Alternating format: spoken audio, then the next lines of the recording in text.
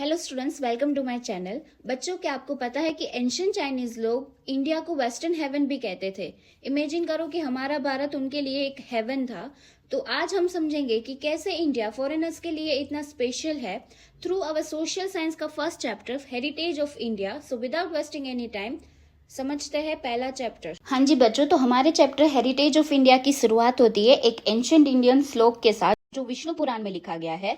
उत्तरम यत समुद्रस्य हिमाद्वैश्चैव दक्षिणम वर्षतद भारत नाम भारती यत्र संतति।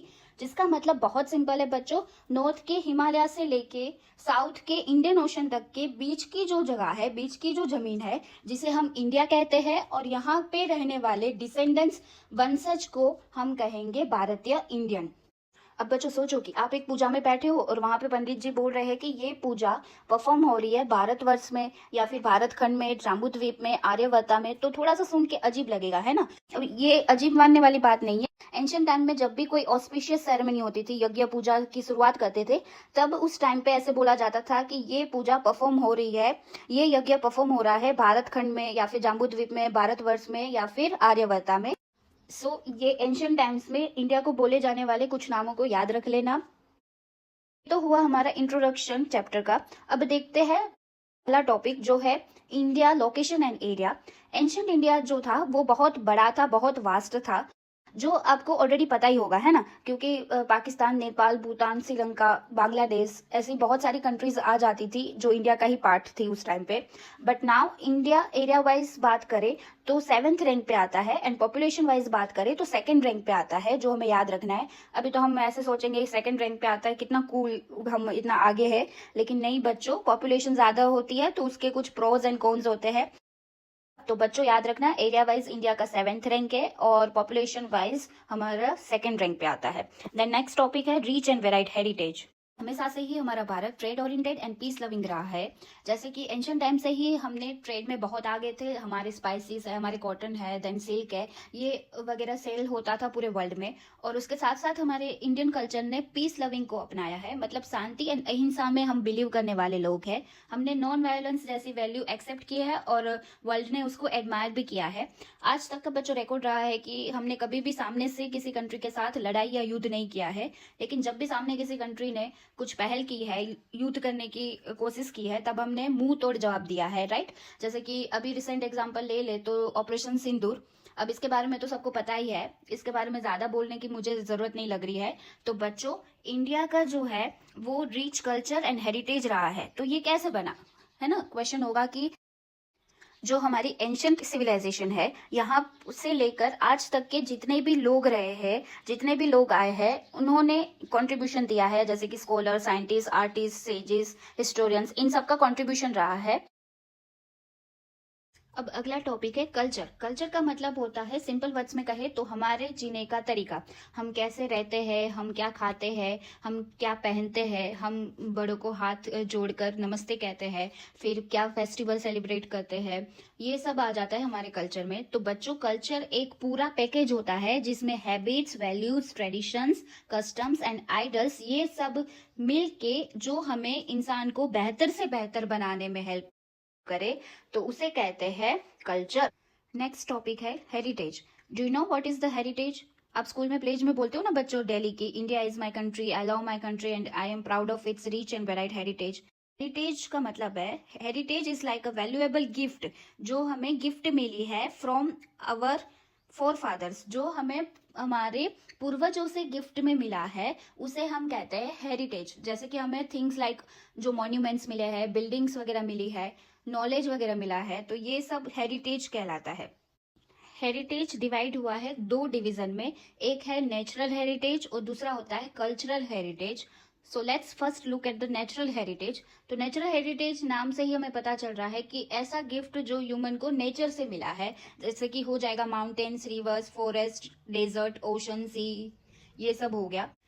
इंडिया का जो नेचुरल हेरिटेज है वो बहुत ज्यादा यूनिक एंड रिच है, क्योंकि ये क्लोज रिलेशन दिखाता है nature, environment and human life का। जो पंचतंत्र और जटक टेल्स जैसी पुरानी जो हमारी एंशियंट स्टोरीज की बुक्स है, classical music and folk music भी नेचर के रिलेटेड बनाए हुए हैं, उसकी बेस्ड है। उसके अलावा सिमिलरली आयुर्वेदा भी किस पे डिपेंड है, तो नेचर पे ही डिपेंडेंट है। फिर जो हम नेचुरल क्योर करते हैं, नेचुरल रेमेडीज का इस्तेमाल करते हैं, जैसे कि चोट लगी तो हम क्या लगाएंगे, हल्दी वगैरह लगाएंगे, या फिर स्किन में रैशेस हुए हैं या फिर फेस पे एक्नी हुई है तो हम नीम का इस्तेमाल करेंगे। तो ऐसे हम ह्यूमन जैसे कि नेचर से जुड़े हुए हैं, नेचर के बेस्ड हम इस्तेमाल करते हैं, तो इन सबको नेचुरल हेरिटेज में गिना जाता है। अब जो नेचुरल हेरिटेज है उसमें landscape, river, vegetation and wildlife आ जाता है। तो let's first talk about landscape. Landscapes are basically the different shape of the land on our earth, like the mountains, rivers, desert and the plains. India की जो most famous landscape है वो है Himalayas. Best example है landscape का। तो हिमालय हमारे भारत के लिए एक बहुत ही इंपॉर्टेंट लैंडस्केप है। It has a blessed India with the useful vegetation and the minerals. ये हमें वैल्यूएबल प्लांट्स और मिनरल्स देते हैं। उसके अलावा बच्चों की हिमालय का जो रीजन है वहाँ पे रेयर बर्ड्स एंड एनिमल्स देखने को मिलते हैं। You can see here in the picture. इसके साथ याद रखना है कि बच्चों जो टेराई फॉरेस्ट है वो भी हिमालय का ही पार्ट है। नाम याद रखना, टेराई फॉरेस्ट। और यहीं पर फेमस पिलग्रिमेज प्लेसेस मतलब वर्शिप करने के लिए धार्मिक स्थल देखने को मिलते हैं, जैसे कि हिमालय पे है अमरनाथ, बद्रीनाथ एंड केदारनाथ। हिमालय की जो माउंटेन पीक है वो ऑलवेज स्नो से कवर्ड होती है। यहाँ पे बच्चों एक फेमस पीक है जिसका नाम है नंदा देवी, याद रखना। सो बच्चों सिंस एंशियंट टाइम से ही Himalaya has been the very important for India. बच्चों दूसरा very important part of the Indian natural heritage जो रिवर है उसके बारे में देखते हैं। तो आपको पता ही है कि पहले जो लोग होते थे वो रिवर बैंक के पास ही अपनी सिविलाइजेशन बसाते थे, वहीं पे ही बस जाते थे और एग्रीकल्चर वगैरह करते थे। तो एंशियंट सिविलाइजेशन जैसे कि हो गए इंडू सिविलाइजेशन, देन वैदिक सिविलाइजेशन, मौर्यन, ये सब एग्जाम्पल है कि लोग है ना पहले नदी के किनारे ही बसते थे। तो हम समझ सकते हैं कि नदी कितनी इंपॉर्टेंट रही होगी पुराने टाइम से। रिवर जो है वो हमारे लिए सोर्सेज हो जाता है ड्रिंकिंग, देन डोमेस्टिक यूज के लिए इरिगेशन, देन हो गया इलेक्ट्रिसिटी प्रोड्यूस करने के लिए वाटर वेस्ट। तो ये सब में रिवर हमें यूजफुल है। बिसाइड दिस नदियों पर डिपेंड रहा है इंडस्ट्रीज के लिए, जैसे कि क्ले यूटेंसिल्स बनाने के लिए, फिर प्लास्टरिंग और घर बनाने के काम वगैरह वगैरह में डिपेंडेंट रहा है इंसान नदियों पे। और बच्चों अर्ली मॉर्निंग या फिर शाम के टाइम पे हम इफ रिवर साइड में बैठे तो उसका जो सीन होता है, दृश्य होता है, वो बहुत ज्यादा फैसिनेटिंग होता है। वो साइट सीन होता है, वो आर्टिस्ट के लिए भी इंस्पिरेशन बन जाता है। Next natural heritage of India है vegetation. People of India have been the environmental lovers since ancient times. ये हमें पता ही है कि एंशिएंट टाइम से ही हमारे लोग एनवायरमेंटल लवर्स रहे हैं। ह्यूमंस, एनिमल्स, बर्ड्स सभी अपने फूड के लिए ट्रीज पे डिपेंडेंट है। बच्चों आपने इंडिया में देखा होगा कि बनियन ट्री या फिर पीपल ट्री या फिर तुलसी प्लांट, ये सब वर्शिप करने के लिए जाने जाते हैं। सबने अपने मम्मी को देखा ही होगा पीपल के ट्री के या फिर तुलसी के प्लांट की वर्शिप करते हुए। इसके अलावा बच्चों एंशिएंट टाइम से ही आंवला है, एलोवेरा है, अड़ूसी है, नीम है, तुलसी है, ये सब का इस्तेमाल किया जाता था पावरफुल मेडिसिन बनाने के लिए। और भी बहुत सारे हर्ब्स का इस्तेमाल करते थे। एंड जो फ्लावर्स है लाइक जैसे कि रोज, लोटस, जासमिन, ये सब एग्जाम्पल ले लो। स्वीट बसिल हो गया, सनफ्लावर हो गया, चंपा हो गया, ये मैनी मोर और भी बहुत सारे have the made the human life beautiful, fragrant and prosperous. Next topic है हमारा वाइल्ड लाइफ, जो हमारा fourth natural heritage of India है। अभी हमने देखा ही बच्चों की इंडियन पीपल जो नेचर लवर है, तो India is not only a nature lover, they are animal lovers too. हम लोग एनिमल्स से भी बहुत ज्यादा प्यार करते हैं। नेशनल एम्बलम है उसमें देखने को मिलता है कि जो 4 लाइन के अलावा हॉर्स, एलिफेंट, बुल, ये सब का भी फिगर दिया हुआ है। और यही नेशनल एम्बलम हमारी नेशनल करेंसी में भी फिगर की हुई है। तो ये दिखाता है कि हम कितने एनिमल लवर है। इसके अलावा रिलीजियस बिलीफ के अकॉर्डिंगली बात करें तो हमारे जो गॉड एंड गॉडेस की सवारी है वो भी एनिमल्स है। जैसे कि एग्जांपल ले लो, जो अम्बे माँ है उनका टाइगर है, फिर गणपति पापा का मूषक है, देन विष्णु भगवान का eagle. Furthermore we need to take step to the protect the wild life. ये सब करने से कुछ नहीं होगा, ओनली हमें उनको प्रोटेक्ट भी करना पड़ेगा। तो इसके लिए हमने बहुत सारे सेंचुरीज एंड रिजर्व्स भी बनाए हुए हैं। बच्चों एशियाटिक लायन खत्म ना हो जाए, एक्सटिंक्ट ना हो जाए, उसके लिए गवर्नमेंट ने गिर फॉरेस्ट बनाया है टू प्रोटेक्ट देम।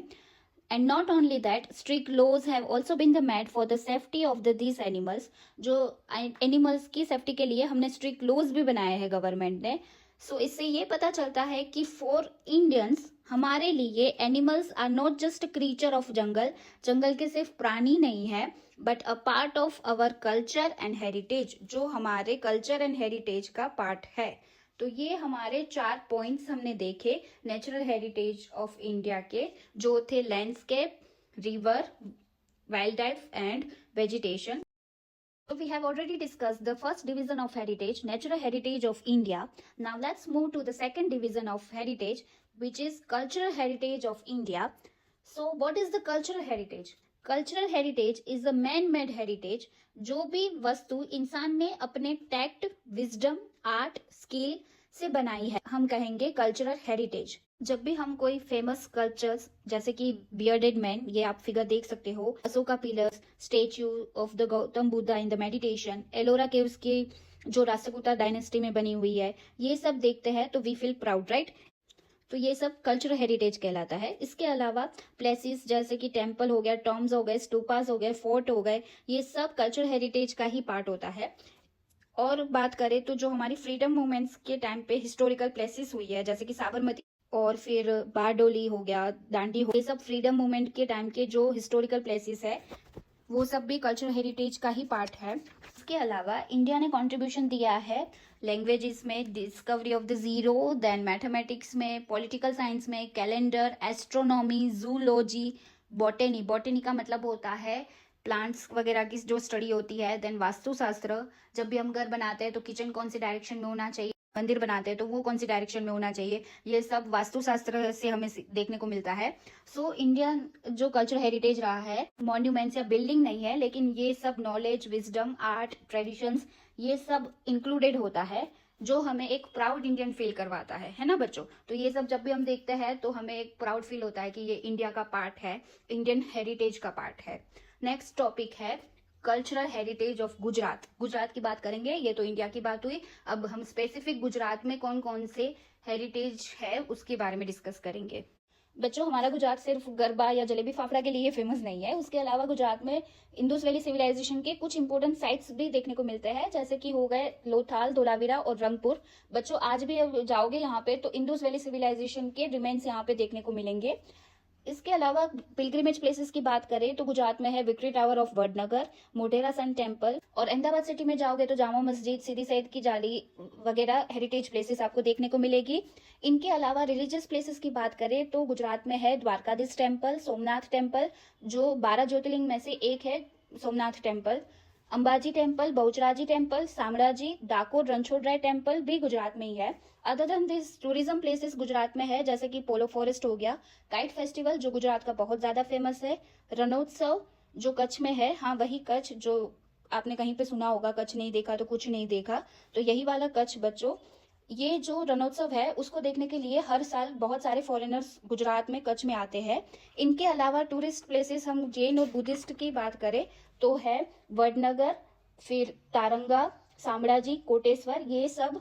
सो बच्चों, हमारा गुजरात कल्चर एंड हेरिटेज के लिए बहुत ज्यादा इंपॉर्टेंट प्लेस हो जाता है. नेक्स्ट टॉपिक है हमारा फेयर्स ऑफ गुजरात. गुजरात में बहुत सारे मेले मनाए जाते हैं और वो हमारे कल्चर के साथ जुड़ा हुआ है. जैसे कि यहाँ पे पूरा टेबल दिया हुआ है, 15 जैसी लिस्ट है ये मेलों की, और उसके सामने कहाँ पे मनाया जाता है प्लेस दिया हुआ है, और फिर तिथि कौन से दिन और पे मनाया जाता है. जैसे कि मोढेरा फेयर है, वो मोढेरा में मनाया जाता है 3rd week of January, Shravan सुद अमावस्या के दिन मनाया जाता है. तो बच्चों ये थोड़ा डिफिकल्ट रहेगा, टाइम वगैरह याद रखना, तिथि वगैरह, बस आप नेम याद रख लो और उसके साथ उसकी प्लेसेस याद रख लो. ये क्वेश्चन है ना 2 मार्क्स में पिछले साल के किसी पेपर में पूछा गया है कि आपको 8 नाम बताने हैं गुजरात के मेले के, तो 8 से 10 नाम याद रख लेना, जिसमें मोढेरा फेयर मोढेरा में है, बहुचराजी फेयर बहुचराजी में है, शामळाजी ठाकुर जी जो शामळाजी में है, भादरवी पूनम का मेला जो अंबाजी में मनाया जाता है, भावनाथ फेयर गिरनार में, तरनेतर का मेला जो तरनेतर में मनाया जाता है. ये सब लिस्ट है, तो जितने याद रहे उतने कर लेना. सो स्टूडेंट्स, आज हमने हेरिटेज ऑफ इंडिया चैप्टर के कुछ इंपॉर्टेंट टॉपिक डिस्कस किए. ये हमारा पहला पार्ट था हेरिटेज ऑफ इंडिया चैप्टर का, लेकिन अभी ये चैप्टर खत्म नहीं हुआ है. नेक्स्ट वीडियो में हम और भी इंटरेस्टिंग टॉपिक देखेंगे जो है इंडिया, लैंड एंड पीपल. यहाँ हम जानेंगे कि कौन सी एंशियंट ट्राइब इंडिया में आई थी और यहीं पे ही सेटल होके हमारे कल्चर को एक नया शेप दिया था. So trust me, second part भी exciting and exam oriented important है. So don't miss it, stay tune for the next video. अगर आपको फर्स्ट पार्ट हेल्पफुल लगा हो तो लाइक, शेयर एंड सब्सक्राइब करना मत भूले. See you in the next part students. Until, stay curious, keep learning, piece.